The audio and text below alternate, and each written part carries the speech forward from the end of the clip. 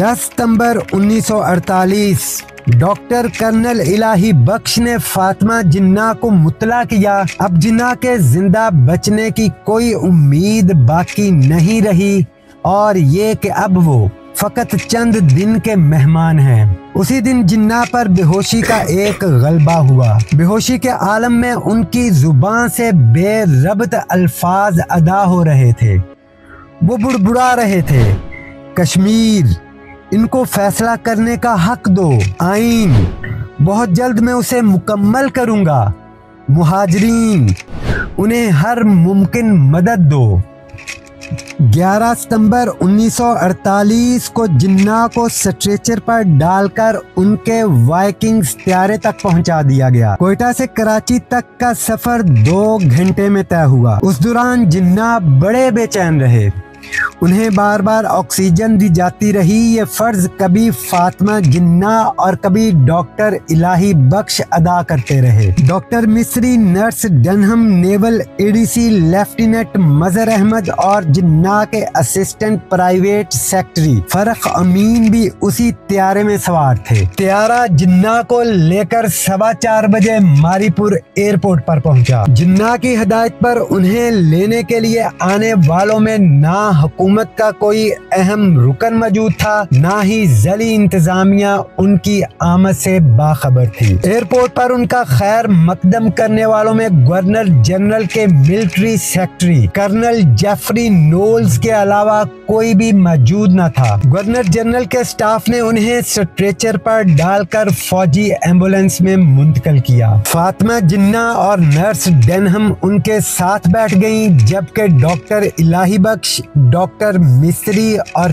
Colonel Jeffrey जिन्ना की Cadillac car में सवार हो गए। जिन्ना की एम्बुलेंस ने अभी फकत 4 मील का फासला तय किया होगा कि उसका इंजन पेट्रोल खत्म होने के बायस एक झटके साथ बंद हो गया। उसी के साथ एम्बुलेंस के पीछे पीछे आने वाली कैडिलक कार और दूसरी गाड़ियां भी रुक गईं। कायद की हालत इस काबिल नहीं थी कि रास्ते में बिला वजह एक लम्हा भी जाया किया जाता। ड्राइवर 20 मिनट तक इंजन को ठीक करने की जिद्दोजहद करता रहा।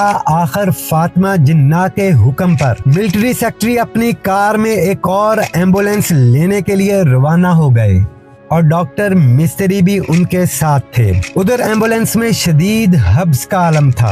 कायद को सांस लेना भी दुश्वार हो रहा था और ऊपर से सैकड़ों मक्खियां जो जिन्ना के चेहरे के इर्द गिर्द मंडला रही थीं और उनमें उन्हें उड़ाने की सख्त ना थी। फातिमा जिन्ना और सिस्टर डनहम गत्ते के एक टुकड़े से बारी बारी उन्हें पंखा जलती रहीं। हर लम्हा बहुत अजियत में गुजर रहा था। कर्नल नॉल्स और डॉक्टर मिस्री को गए हुए बड़ी देर हो गई थी, लेकिन ना फौजी एम्बुलेंस का इंजन दुरुस्त हुआ और ना कोई और मुतबादल इंतजाम हो सका। डॉक्टर इलाही बख्श, डॉक्टर रियाज अली शाह बार बार अपने कायद की नब्ज देखते रहे जो बतदरीज डूब रही थी। बाबाए कौम को एम्बुलेंस से कार में मुंतकिल करना भी मुमकिन नहीं था, क्योंकि स्ट्रेचर कार में रखा नहीं जा सकता था और खुद जिन्ना में इतनी सख्त नहीं थी कि वो कार में लेट या बैठ सकते। उधर दारुल हुकूमत में किसी ने यह जानने की जहमत भी न की कि जिन्ना 4:15 बजे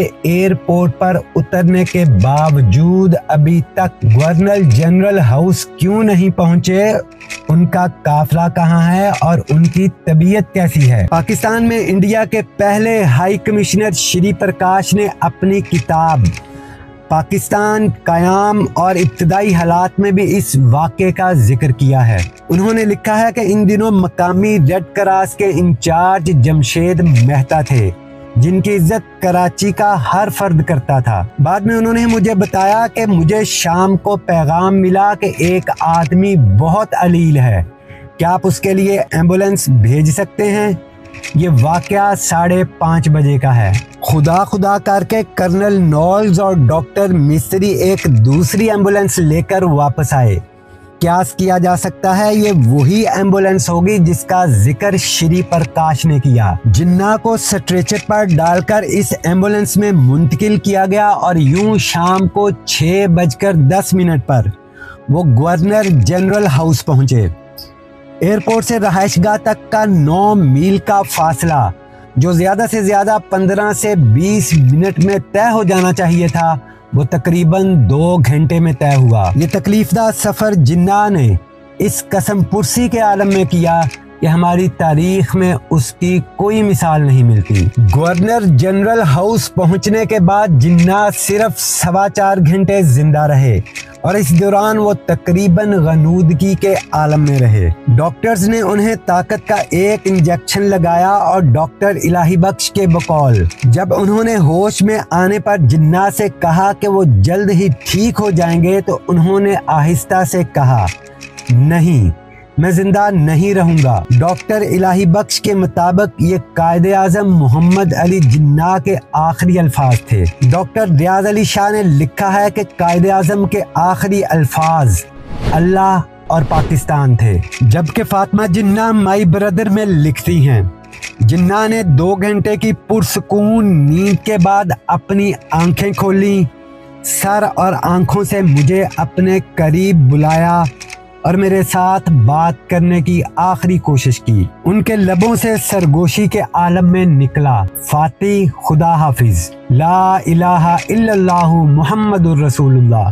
फिर उनका सर दाईं जानिब आहिस्ता से ढलक गया और उनकी आंखें बंद हो गईं।